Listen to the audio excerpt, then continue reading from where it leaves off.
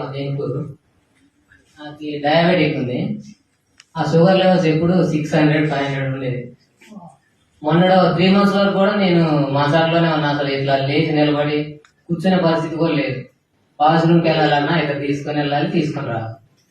అట్లాంటి 2 months back నేను I coffee ఇచ్చారు నాకు మా బాబాయ్ వెంకటేశ్వర్లు గారు, అలాగే వారితో పాటు నాగేశ్వరరావు సార్ ఇచ్చారు. వాళ్ళు వచ్చి చెప్పి ఇచ్చారు. నేను ఫస్ట్ లో వద్దానా మా అమ్మని అసలుకి. ఇట్లాంటి నేను చాలా వాడి చూసినా, వాడి మసాలా పడ్డా, ఇది కూడా ఆకాడికి వచ్చింది, ఇదేం వద్దులే మనకి అన్నా. నేను భజనలాగా ఇచ్చారు, వద్దు వద్దన్నా కానీ తాగిన తర్వాత నాకు అర్థమైంది. 10 days తర్వాత నుంచి రెచ్చిపోయినాను.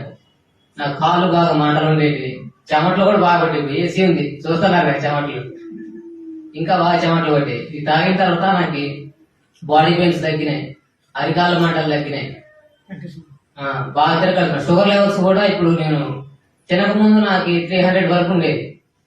ఇప్పుడు నాకు తినక ముందు 150, 170 ఉంటుంది. తిన్న తర్వాత 300 వరకు ఉండేది. తిన్న తర్వాత అయితే 400 అబోవ్ ఉండేది.